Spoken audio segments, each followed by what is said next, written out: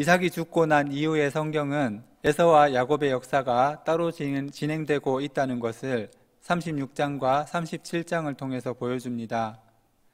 성경은 이삭의 죽음 이후 에서가 이삭의 계보를 잊지 않고 별도의 계보를 형성하여 에돔의 조상이 되었음을 알립니다. 사실 35장 이전까지의 말씀은 약속의 아들들인 이삭과 야곱을 중심으로 기록된 것입니다. 그 내용은 선택받은 자 야곱의 욕심과 그로 인한 불행, 그리고 그 가운데 하나님의 구원이라는 통로를 통해 야곱의 삶에 이루어지는 하나님의 역사의 과정입니다.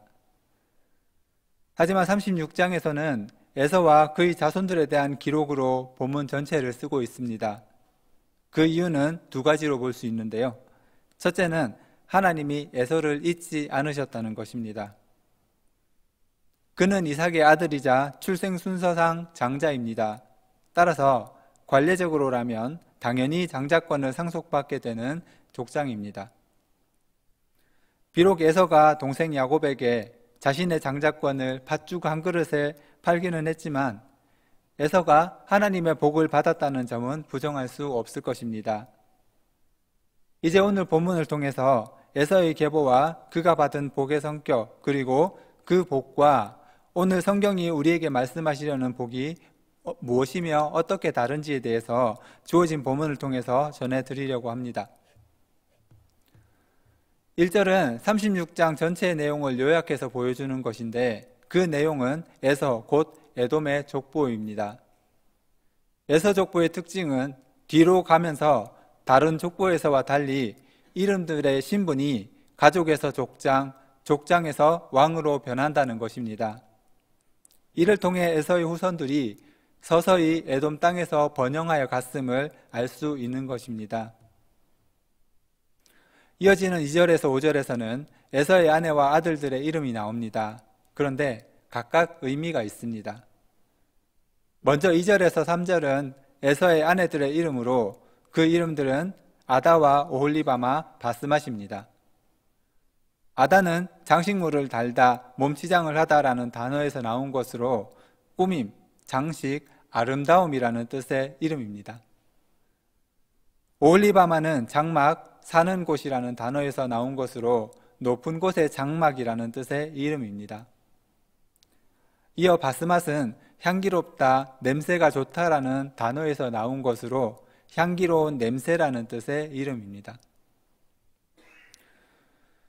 창세기의 저자는 모세로 알려져 있는데 그가 에서의 아내들의 이름을 여기서 밝힌 것 이유는 그 아내들의 출신 민족을 알리기 위해서입니다. 그들의 출신은 헷 족속, 히위 족속, 그리고 아브라함의 서자인 이스마엘이었습니다. 에서는 앞선 아버지 이삭의 경고에도 불구하고 이방 여인들과 결혼한 것인데 이것이 문제가 되는 이유는 그 결혼이 단순하게 지역이나 문화가 달라서가 아니라 바로 우상을 섬기는 족속들과의 결혼이었다는 점입니다.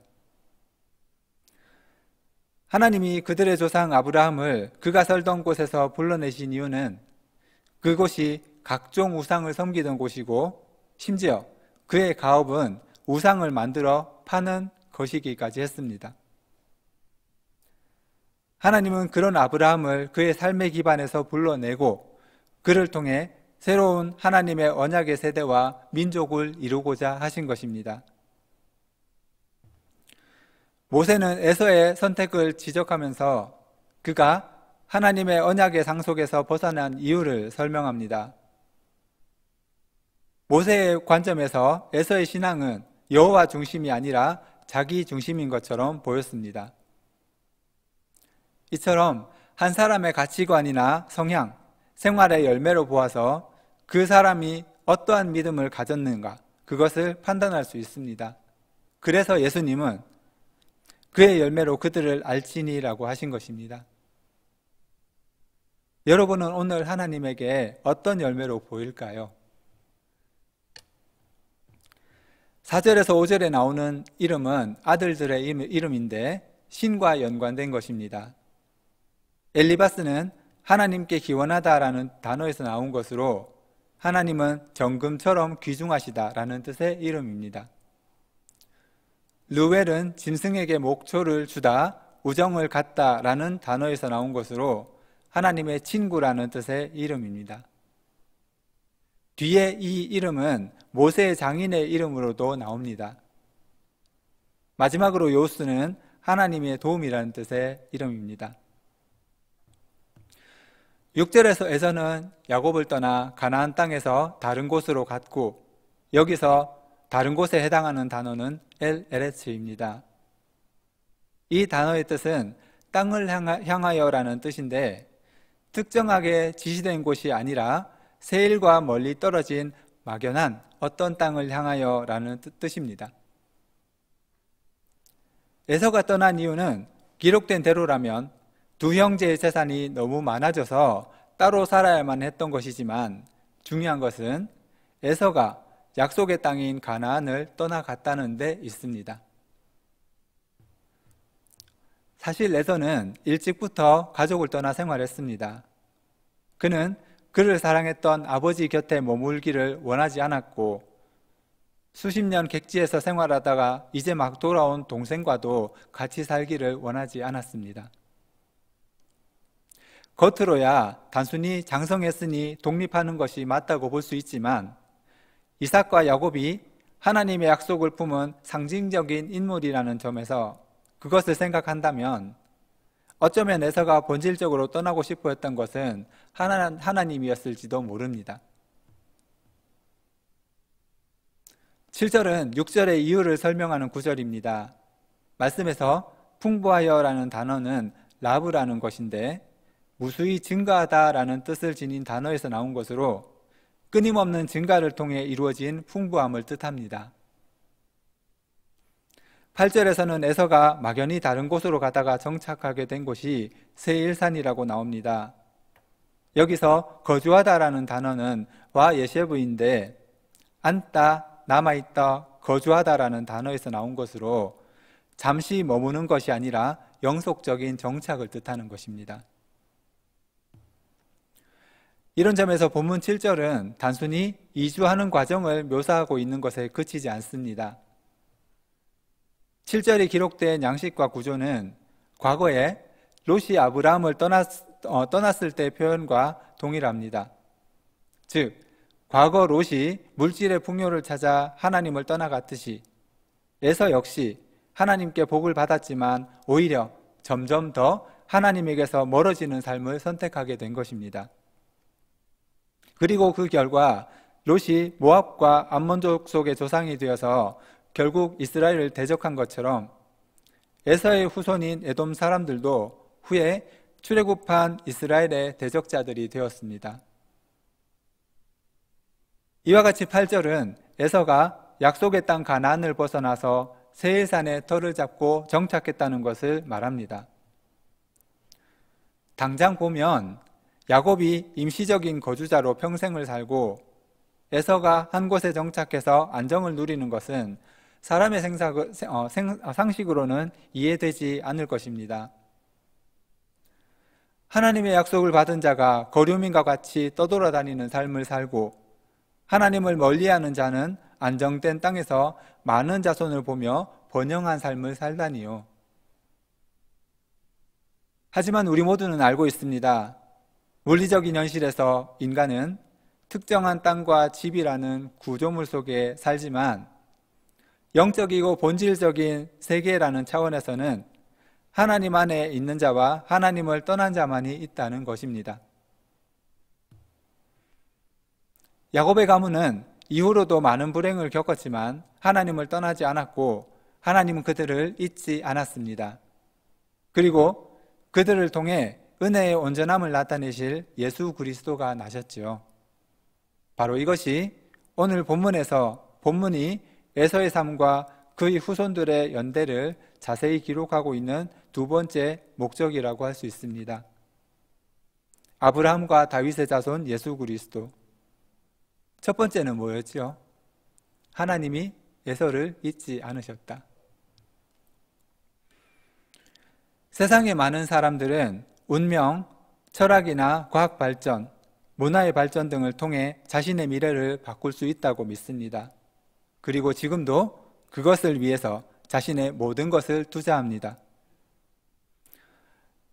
요즘 신조라고 할 수 있는데요. 집과 주식 등에 투자하는 세태를 표현하는 단어로 영끌이라는 단어를 쓴답니다. 혹시 아시는 분? 풀면 영혼까지 끌어모은다는 뜻인데요. 자신을 위해서 모든 것을 투자한다는 것을 의미한답니다. 하지만 성경이 말하는 인생의 실상은 사람이 마음으로 자기의 길을 계획할지라도 그 걸음을 인도하시는 분은 여호와시니라 라는 잠언 말씀과 같이 모든 사람의 인생은 하나님께 달려 있다는 것입니다. 지금 여기 있는 분들을, 그리고 온라인으로 성경 공부에 참여하시는 분들은 이것 하나 믿음으로 살아가는 분들인 줄 믿습니다. 앞으로도 날마다 하나님과 동행함으로 성령 충만함으로 권능을 받고 공적인 교회로서 이웃에게 은혜를 흘려보내는 삶이기를 바랍니다. 여러분, 방금 제가 공적인 교회를 말했는데요. 한 개인이 예수 그리스도에 대한 진실한 신앙의 고백을 하면 그 순간부터 그는 교회로서의 표지를 달고 공적인 교회로 존재합니다. 그들의 모임이 공동체로서의 공적인 교회이고요.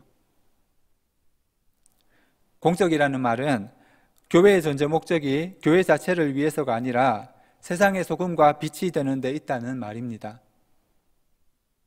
이것이 교회된 우리의 복입니다. 비록 그것이 크고 거창하여서 표나는 것은 아니라 할지라도 우리의 일상이 하나님의 약속에 닿아 있다면 저와 여러분 그리고 우리 원포교회는 하나님이 기뻐하시는 의의 열매로 하나님께 드려질 것입니다. 기도하겠습니다.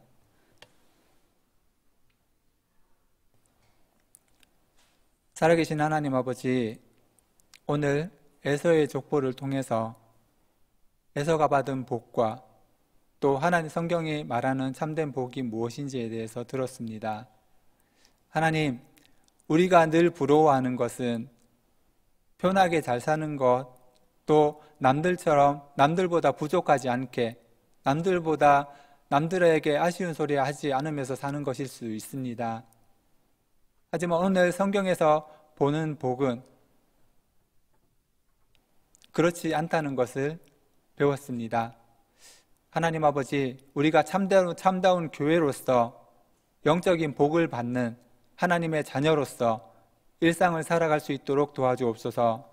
그리고 그것이 나타나는 표시가 이웃에게 은혜를 흘려보내고 하나님 나라와 의를 확장하며 살아가는 하나님 백성다운 삶이기를 소망합니다. 감사드리며 예수 그리스도 이름으로 기도합니다. 아멘.